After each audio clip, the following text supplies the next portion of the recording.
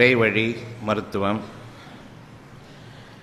இந்த மருத்துவத்தில் வியாதிகள் வந்த பிறகு நாம் சுகமடைய வேண்டுமா, வியாதிகள் வருவதற்கு முன்பாக சுகத்தை பேணிக்கொள்ள வேண்டுமா? இந்த கேள்வியை நாம் மனதில் கேட்கும் பொழுது, வியாதி வர வேண்டாம், இது என்னுடைய தேவை, இதுதான் எனக்கு அடிப்படையான தேவை. வியாதி வருவதற்கு முன்பாக நாம் வாழ வேண்டும் என்ற அந்த எண்ணம் இருக்கிறது. வியாதி வந்துவிட்டால் இனி அதற்கான ஒரு காலத்தவணையின் மீது நம்பிக்கையை கொண்டு பொறுமையை மேற்கொள்ள வேண்டும். நிச்சயமாக நம்முடைய உயிர் ஆற்றல் தீமைகளை நீக்கக்கூடியதாகவும் நன்மைகளை வளர்ந்தோங்க செய்யக்கூடியதாகவும் இருக்கிறது. அந்த எண்ணம்தான் நன்மையை நாடும்படி நம்மை தூண்டுகிறது. என்னுடைய எண்ணத்தின் மீது சத்தியமாக அழகையும் நன்மையையும் சுகத்தையும் ஆதரவையும் ஆறுதலையும் நிச்சயமாக விரும்பக்கூடியதாக இருக்கிறது. நீங்கள் அழகான வாழ்க்கையை வாழ வேண்டும், சுகமான வாழ்க்கையை வாழ வேண்டும், ஆற்றல் மிக்க வாழ்க்கையை வாழ வேண்டும். எண்ணங்களை நிறைவேற்றக்கூடிய அந்த ஞானங்களோடு நீங்கள் வாழ வேண்டும். ஒவ்வொரு சத்தியமும் நமக்கு விருப்பமாக நம்முடைய எண்ணத்தில் அறிவிக்கப்படுகிறது. அந்த எண்ணத்தில் அறிவிக்கப்படுகிறது என்று கூறும் பொழுது, வாய் வார்த்தைகள் மூலமாக காதுகளில் ஒலித்து பிறகு மூளைக்கு சென்று பிறகு அறிந்து அப்புறம் உள்ளத்தில் ஒரு எண்ணமாக இல்லை, உள்ளத்திலேயே தானாக சுயம்புவாக உருவாகி அழகானவை அனைத்தும் நாளைய வாழ்க்கை சம்பந்தப்பட்டது.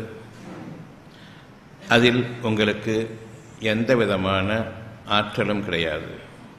சுகமாக வாழ வேண்டும் என்று நீங்கள் விரும்பும் பொழுது உங்களுக்கு அந்த ஆற்றல் கிடையாது. ஆனால் விரும்புங்கள். அந்த விருப்பத்திற்கு உங்களுக்கான சூழ்நிலைகள் உங்களுக்கு உள்ளும் புறமும் நிகழும். அந்த எண்ணம் மறைவானது. சுகம் என்ற அந்த உணர்வு வெளிப்படையான தோற்றம் கொண்டிருக்கக்கூடிய ஒரு பொருள் அல்ல, அது அருள். சுகத்தை உணர முடியுமே தவிர சுகத்தை பார்க்க முடியாது. சுகத்தை காசு கொடுத்து வாங்கக்கூடிய ஒரு பொருளாக கருத முடியாது. ஆனால் நாம் இன்று மருந்து மாத்திரைகள் என்று காசு கொடுத்து வாங்கக்கூடிய ஒரு பொருளாக அந்த சுகத்தை அமைத்துக் கொண்டிருக்கின்றோம். என் எண்ணத்திற்கு விரோதமாக, எண்ணம் மறைவானது, அதற்கு பொருள் வடிவம் கிடையாது என்று தெரிந்த பின்னரும் நான் அந்த எண்ணத்தை பொருளாக மாற்றிக்கொண்டு ஊசியாகவும் மருந்தாகவும் மாத்திரைகளாகவும் டாக்டர்களாகவும் பார்த்து கொண்டிருக்கின்றேன் சுகம் என்று. உருவ வழிபாடு தவறாக போய்விட்டது. உள்ளத்தின் வழிபாடு அவசியம். நாளைய வாழ்க்கையை நீங்கள் வாழ வேண்டும், சிறப்பாக வாழ வேண்டும் என்பது உங்களுடைய ஆத்மார்த்தமான எண்ணமாக இருக்குமானால் அந்த எண்ணம் சுயம்புவாக உங்களுடைய உள்ளத்தில் உருவாக்கப்படுகின்றது, விதைக்கப்படுகின்றது. யார் மூலமாகவும் அது இல்லை, ஆனால் உள்ளத்தில் இருக்கிறது என்றால் எப்படி? யார்? எனக்கு அறியாத ஒரு சக்தி எனக்குள் அழகான செய்திகளை சொல்லிக் கொண்டிருக்கின்றது. அது என்னால் நிறைவேற்ற முடியாது, விரும்ப மட்டுமே முடியும். எனக்கும் மீறிய ஒரு சக்தி, அழகு, நன்மைகள், உண்மையை கொண்டு உரத்து அறிவிக்கப்படுகின்றது, உறுதியாக்கப்பட்டு அது உங்களுக்காக அறிவிக்கப்படுகின்றது. ஏற்றுக்கொள்கிறீர்களா இல்லையா என்பதுதான் கேள்வி. வேண்டுமா வேண்டாமா? வேண்டும் என்று எப்பொழுது நாம் விரும்புகின்றோமோ அங்கு வேண்டுதல் முடிவடைகின்றது. பிறகு உங்களுடைய ஆற்றலை கொண்டு அதை நிறைவேற்றிக் கொள்ளக்கூடிய முயற்சியில் ஈடுபடும் பொழுது நாம் தோல்வியடைகின்றோம். அந்த தோல்விக்கு முன்பாகவே அது என்ன என்றே தெரியாத நிலையில் நாம் அதை பின்பற்றுகின்றோம். உணர்வு என்ற ஒன்று இருக்கும் பொழுது அந்த உணர்வை படைத்தவன் யார் என்று இருக்கும் பொழுது படைப்பாளன். நான் படைக்கவில்லை, பிறர் சொல்லி கேட்கவில்லை, ஆனால் என் மனதில் இது எழுகின்றது, நன்மையானதும் சுகமானதுமான வாழ்க்கை எனக்கு வேண்டும் என்று. இதனை நம்மில் இது உணர்வுதான் பொருள் அல்ல என்று உணரக்கூடிய நிலையில் பொருளாக நாம் பார்க்கும் பொழுது நாம் அறிந்து வைத்திருக்கக்கூடிய சில விஷயங்களை பார்க்கின்றோம். உடல் சுகமாக இருக்கின்றது, உடல் சுகமாக இருக்கிறது என்று உடல் கூறவில்லை, மனம் கூறுகிறது. எங்கோ ஒரு பகுதியில் வலிக்கிறது, கையிலோ காலிலோ எங்கோ ஒரு பகுதியில் வலிக்கிறது, இந்த உறுப்பு பேசுவதில்லை, இங்கு பேசுகிறது, வலி இருக்கிறது என்று. அறிவிப்பது மனதிலிருந்து அறிவிக்கப்படுகிறதே தவிர உங்களுடைய கை கால்கள் உடல் பொருள்கள் அறிவிப்பதில்லை. அந்த அறிவிப்பு உணர்வாக இருக்கின்றது. சுகம் கெட்டு என்னுடைய வேதனையில் நான் வாடும் பொழுது இந்த வேதனை வேண்டாம் என்று அறிவிப்பது உள்ளுக்குள் தான். மனிதர்கள் சொல்வதன் காரணமாக பிறகு நான் நம்பிக்கை கொண்டு இது வேண்டாமோ என்று நான் கருதுவதில்லை. எனக்கு வேண்டாம், ஒவ்வொருவருக்கும் தனித்தனிய முறையே கஷ்டங்கள் வேண்டாம், எனக்கு சுகம் வேண்டும் இப்பொழுது. பின்னர் இந்த ஒரு வேதனை எங்கு இருக்கிறதோ அந்த வேதனை நீங்கிவிட்டால் பிறகு எந்த விதமான வேதனையும் எனக்கு வரக்கூடாது என்றும் அறிவிக்கப்படுகிறது. நாம் அதனை கேளாதவர்களாக இருக்கின்றோம். உணர்வையும் நாம் கேட்க வேண்டும், பேச்சுக்களையும் கேட்க வேண்டும். பெரும்பாலான பேச்சுக்கள் அதில் எந்த விதமான சக்தியும் கிடையாது, மாறாக கேடுகளை தவிர பேச்சுக்கள் கிடையாது. உள்ளத்தில் இருக்கக்கூடிய அந்த சத்தியம் நமக்கு உரைக்கும் பொழுது நாம் அதை கேட்கும் பொழுது, செவியுறும் பொழுது, செவித்தாழ்த்தும் பொழுது இங்கு எனக்கு இது அவசியம் என்று படுகின்றது.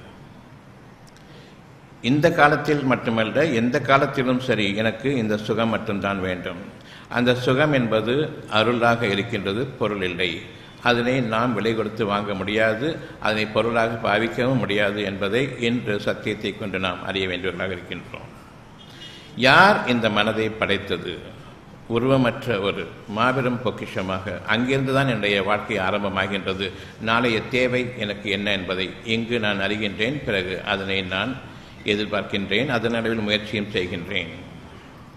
தெளிவாக நாம் அறிய வேண்டியது என்னவென்றால், என்னுடைய எண்ணத்தில் இருக்கக்கூடியது அனைத்துமே நாளைய வாழ்க்கை சம்பந்தப்பட்டது. எனக்கு எஞ்சி இருக்கக்கூடிய வாழ்க்கையும் நாளைய வாழ்க்கை தான், இன்று நான் வாழக்கூடிய வாழ்க்கை அல்ல. நீங்கள் தான் உங்களுடைய வாழ்க்கையை அமைத்துக் கொண்டிருக்கின்றீர்கள் என்பது ஒரு பொதுப்படையான எண்ணமாக இருக்கின்றது. நீங்கள் இங்கு வந்திருக்கின்றீர்கள், இப்பொழுது நிகழ்காலம் நடந்து கொண்டிருக்கின்றது. நீங்கள் விரும்பியபடி நடக்கவில்லை, நான் விரும்பியது அங்கு இல்லை, நான் எதிர்பார்க்காத ஒன்று, நான் அதனை எவ்விதமாக அனுமானிக்கின்றேனோ அந்த அனுமானத்திற்கும் அப்பாற்பட்ட ஒன்று நிகழ்ந்து கொண்டிருக்கின்றது. என்னுடைய பேச்சு அங்கு நிகழவில்லை, நான் எதிர்பார்த்து வந்தது ஒன்று, ஆனால் நிகழ்ந்து கொண்டிருப்பது வேறு. இது நமக்கும் நம்முடைய முயற்சிகளுக்கும் அப்பாற்பட்டு நிகழ்காலமே நடந்து கொண்டிருக்கின்றது. நீங்கள் சம்பாதிக்க செல்கின்றீர்கள், அங்கு நீங்கள் எதிர்பார்த்த வருமானம் கிடையாது, அல்லது எதிர்பார்த்ததற்கு அதிகமாக வருமானம் இருக்கின்றது.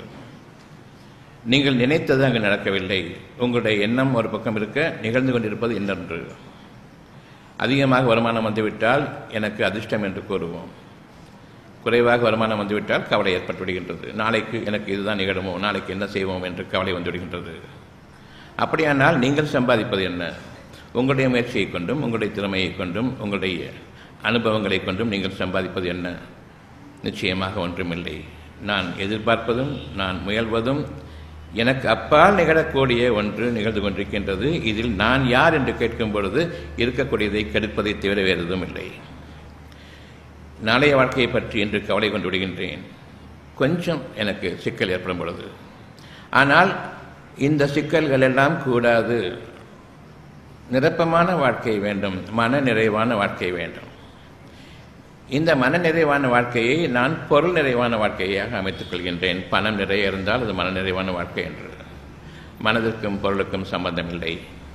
உலகத்தின் சுகப்பொருள்கள் அவ்வளவையும் நாம் வைத்துக் கொண்டிருக்கின்றோம் என்று உதாரணமாக கொண்டு விட்டால், இந்த சுகப்பொருள்கள் எனக்கு நன்மையை தரும் என்று நீங்கள் நம்பினால் அந்த நம்பிக்கை நிச்சயமாக பொய்யானது, ஒரு மாயையாக நம்பிக்கை கொண்டிருக்கின்றோம்.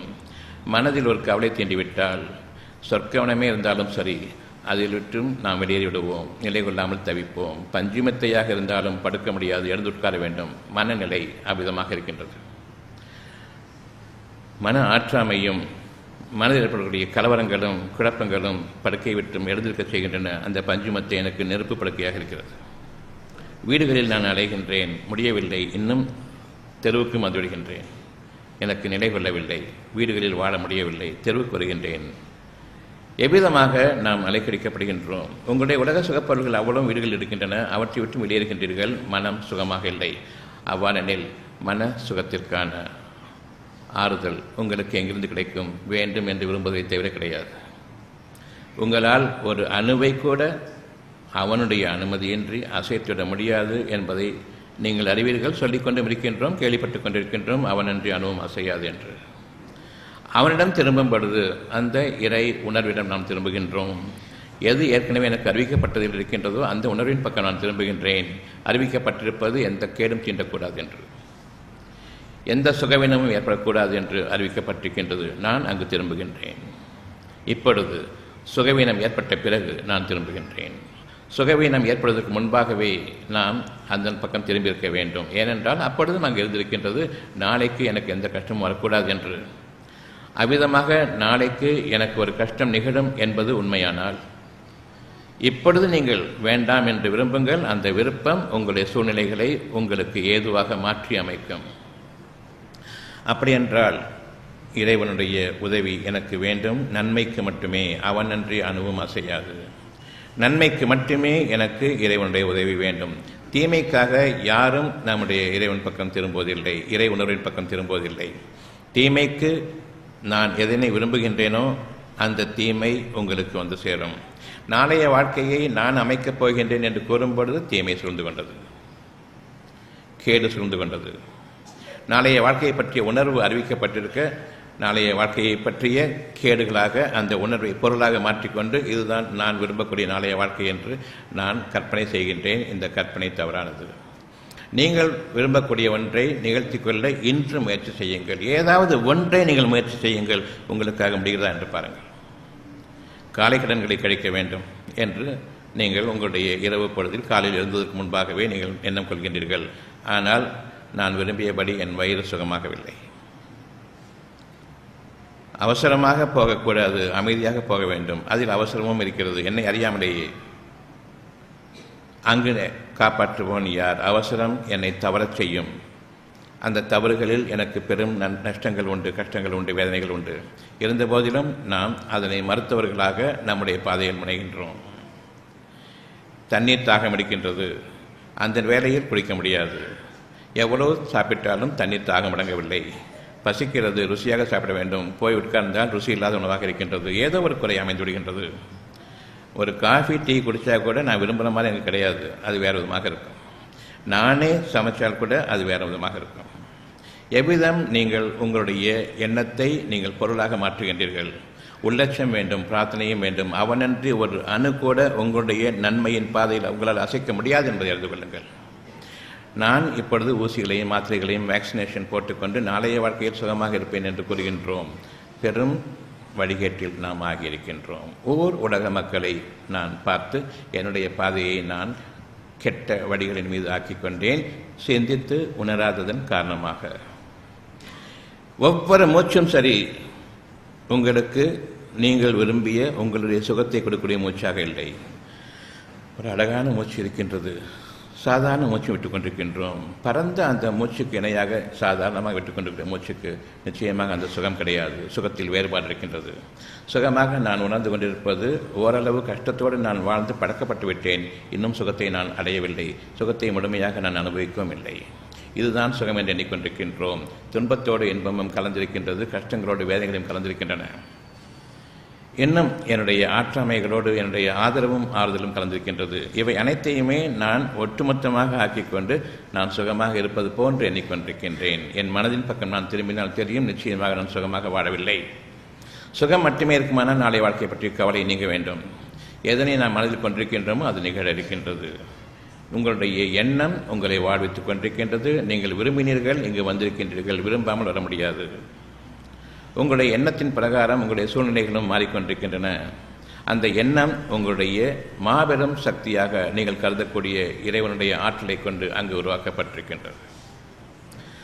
உங்களுடைய எண்ணத்தின் மீது சத்தியமாக இறை உணர்வோடு நீங்கள் வாழ்விக்கப்பட்டுக் கொண்டிருக்கின்றீர்கள். உங்களுடைய எண்ணம் நன்மையை கொண்டு விளங்குகின்றது. என்னுடைய எண்ணத்தில் வெறும் கெட்டது மட்டுமே இருக்குமானால், நன்மையை நான் நம்பவே முடியாது என்ற நிலை இருக்குமானால், எனக்கு கேடுகள் தான் நாளைய வாழ்க்கை என்று நான் நம்பிவிட்டால் மனம் வெறுத்து விட்டது. நான் வாழ வேண்டும் என்ற அந்த எண்ணத்தை விட்டுவிடுகின்றேன். மனதை விட்டுவிட்டேன். மனம் நன்மைகள் இருந்தால் அது மனம், நன்மைகள் இல்லை என்றால் மனம் இல்லை, மனம் வெறுத்து விட்டது, நான் வாழ விரும்பவில்லை. வெறுமையில் நான் வாழ்ந்துவிட வேண்டாம், சத்தியத்தை கொண்டு நான் வாழ வேண்டும். மனம் என்பது ஒரு பொருள் அல்ல.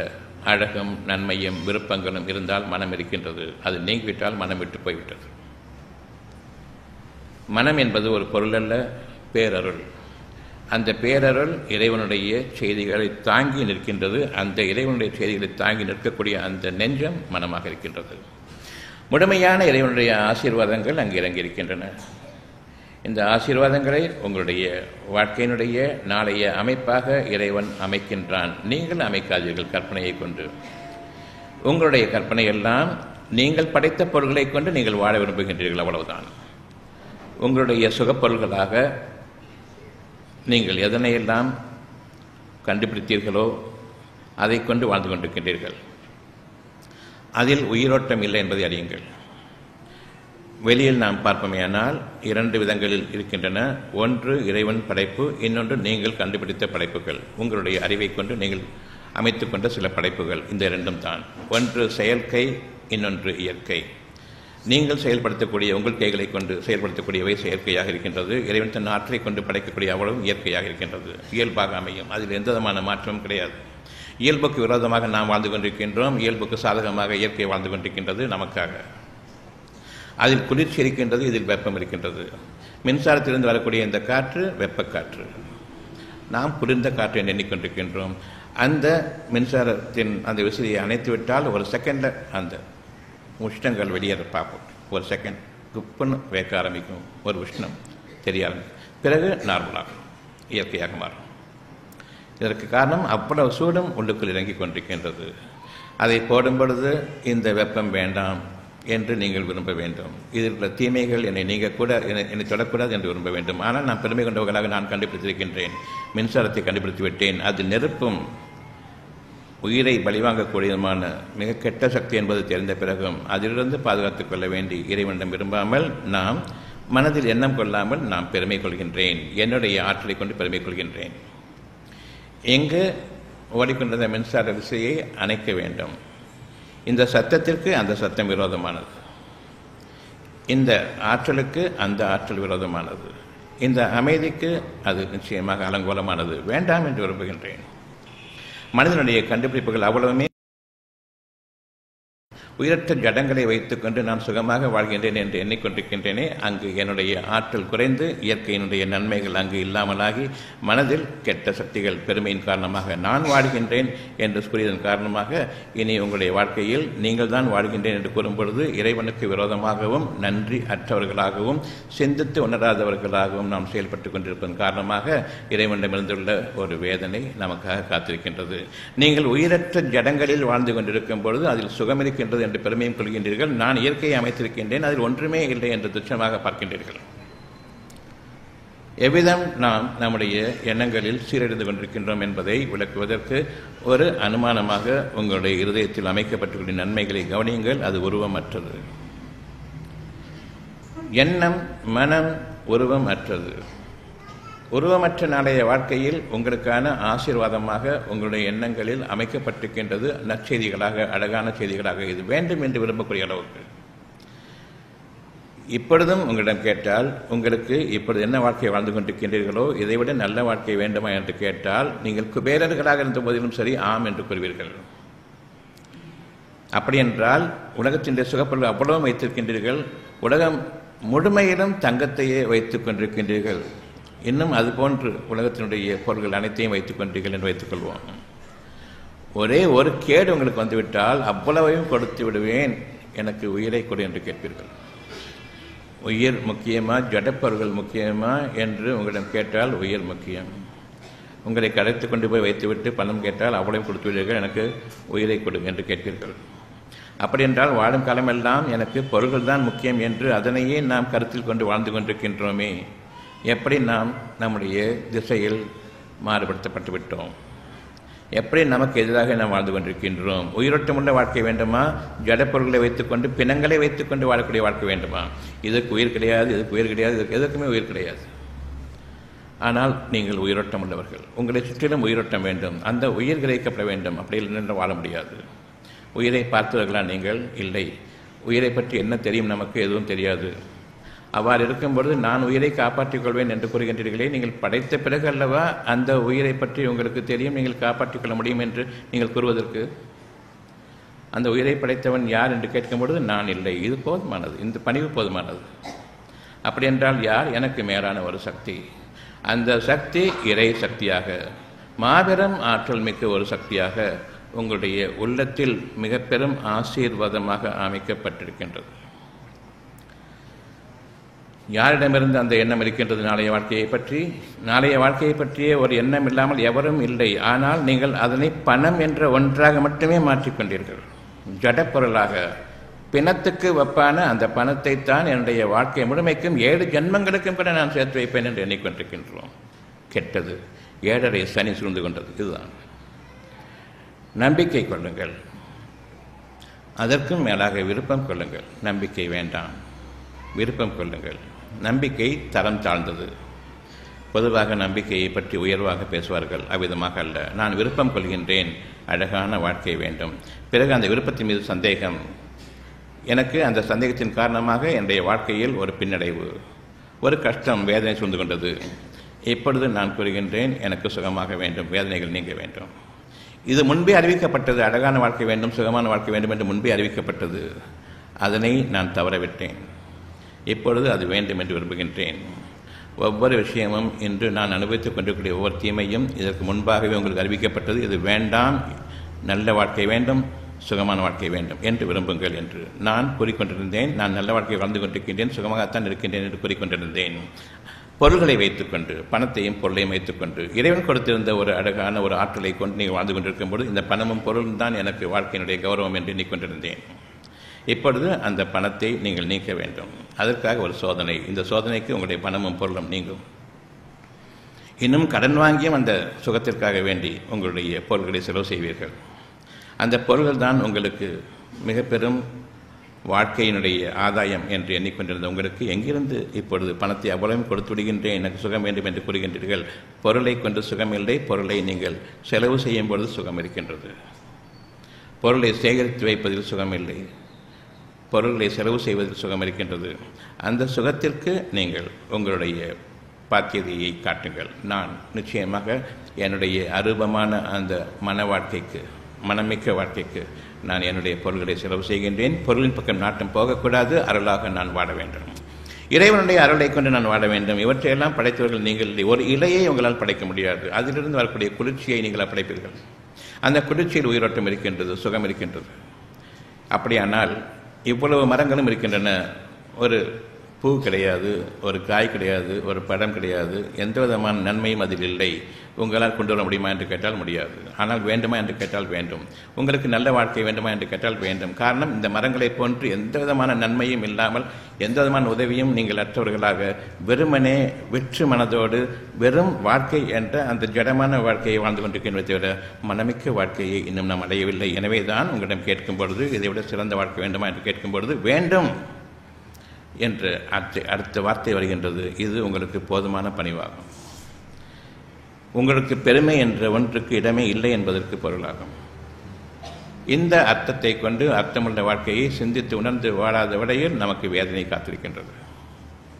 சிந்தித்து உணராதவர்கள் மீது கண்டிப்பாக ஒரு வேதனையினுடைய காலம் சுரண்டு கொண்டிருக்கின்றது. அந்த வேதனை வரும்பொழுது நீங்கள் அந்த அருளை விரும்புவீர்கள். நீங்களும் உங்கள் குடும்பத்தினரும் நோய் நொடியற்ற ஆரோக்கியமான மன அமைதியான வாழ்க்கை வாழ ஆசையா? நாட்பட்ட தீராத நோய்களிலிருந்து மருந்து மாத்திரை ஊசி இல்லாமல் குணமடைய ஆவலா? அப்படியானால் இன்றே வாங்கி படியுங்கள். டாக்டர் பஸ்லூர் ரஹ்மான் அவர்கள் எழுதிய உடல் நலம் மனநலம் காத்து ஆரோக்கிய வாழ்க்கைக்கான முத்தான 15 மருத்துவ களஞ்சியம். அருமையான புத்தகங்கள் இதோ. எளிமையான முறையில் அக்குபஞ்சர் கற்றுக்கொள்ள உதவும் அருமையான புத்தகம் புதிய அக்குபஞ்சர் உங்களுக்காக. ஆசிரியர் டாக்டர் பஸ்லூர் ரஹ்மான் அவர்கள். படித்து நடைமுறைப்படுத்த வேண்டிய அரிய புத்தகம். விலை ரூபாய் 400. நோய்களிலிருந்து பாதுகாத்துக் கொள்ள உதவும் மருத்துவ களஞ்சியம். மருந்துகளால் வரும் நோய்கள். ஆசிரியர் டாக்டர் பஸ்லூர் ரஹ்மான் அவர்கள். விலை ரூபாய் 250. நீங்கள் ஒவ்வொருவரும் வாழ்க்கையில் வெற்றி பெற வேண்டுமா? நீங்கள் வாங்கி படிக்க வேண்டிய, உங்கள் வாழ்க்கையில் கடைபிடிக்க வேண்டிய அருமையான தொகுப்பு டாக்டர் பஸ்லூர் ரஹ்மான் அவர்கள் எழுதிய வெற்றிக்கு மேல் வெற்றி. விலை ரூபாய் 350. நோய் நொடியற்ற வாழ்க்கைக்கு உதவும் பயனுள்ள மருத்துவ கதைகள் பாகம் 1. ஆசிரியர் டாக்டர் பஸ்லூர் ரஹ்மான் அவர்கள் ரூபாய் 250. பெண்களே உங்களுக்காக, நிச்சயமாக ஆண்களுக்கும் எண்ணற்ற ஆண் பெண் இருபாலருக்கும் ஏற்படும் மருத்துவ கேள்விகளுக்கு விடை காண, மேலும் பெண் குழந்தைகள் பிறந்தது முதல் அவர்களுக்கு மனமாகி குழந்தைகள் பிறக்கும் வரை ஏற்படும் அனைத்து விதமான சந்தேகங்களுக்கு தீர்வு காண உதவும் மருத்துவ பொக்கிஷமான இப்புத்தகம் நீங்களும் படித்து உங்கள் வருங்கால சந்ததிகளுக்காக பாதுகாத்து வைக்க வேண்டிய மருத்துவ களஞ்சியம். பெண்களே உங்களுக்காக, நிச்சயமாக ஆண்களுக்கும். ஆசிரியர் டாக்டர் பஸ்லூர் ரஹ்மான் அவர்கள். விலை ரூபாய் 250. டாக்டர் பஸ்லூர் ரஹ்மான் அவர்கள் எழுதிய இறைவழியில் இனிய சுகப்பிரசவம். விலை ரூபாய் 400. டாக்டர் பஸ்லூர் ரஹ்மான் அவர்கள் எழுதிய நோய் நொடியற்ற வாழ்க்கைக்கு உதவும் மருத்துவ கட்டுரைகள் பாகம் 2. விலை ரூபாய் 250. மருந்து மாத்திரை ஊசி இல்லாமல் நோய்களிலிருந்து தப்பிப்பதற்கும் ஒவ்வொரு குடும்பத்திலும் இருக்க வேண்டிய அருமையான புத்தகம் தான் நீங்களும் அக்குபஞ்சர் டாக்டராங்கள். விலை ரூபாய் 250. வாழ வழிகாட்டும் அற்புதமான புத்தகம் தான் டாக்டர் பஸ்லூர் ரஹ்மான் அவர்கள் எழுதிய இறைவழி மருத்துவம் பயனளிக்க இறைவனை பிரார்த்திப்பது எப்படி. விலை ரூபாய் 250. இறைவழி மருத்துவம் பாகம் 1. ஆசிரியர் டாக்டர் பஸ்லூர் ரஹ்மான் அவர்கள். விலை ரூபாய் 200. இறைவழி மருத்துவம் பாகம் 2. ஆசிரியர் டாக்டர் பஸ்லூர் ரஹ்மான் அவர்கள். விலை ரூபாய் 250. பிபி டயபெட்டிஸ் நோயாளிகளே உங்கள் நலனுக்காக. மேலும் டயபெட்டிஸ் பிபி பற்றி இன்னும் அறிந்து கொள்ள, நமக்கும் நம் சந்ததிகளுக்கும் டயபெட்டிஸ் பிபி நோய் வராமல் காத்துக்கொள்ள உதவும் அற்புத நூல்தான் டாக்டர் பஸ்லூர் ரஹ்மான் அவர்கள் எழுதிய பிபி டயபெட்டிஸ் நோயாளிகளே உங்கள் நலனுக்காக. ஒவ்வொரு வீடுகளிலும் அவசியம் இருக்க வேண்டிய நூல்தான் பிபி டயபெட்டிஸ் நோயாளிகளே உங்கள் நலனுக்காக. விலை ரூபாய் 250. டாக்டர் பஸ்லூர் ரஹ்மான் அவர்கள் எழுதிய எப்படி கற்றோம். விலை ரூபாய் 350. மேற்கண்ட 15 புத்தகங்களை வாங்க தொடர்பு கொள்ளுங்கள். Health time publication, Chennai. Cell number 9840498898 மற்றும் 87784477788.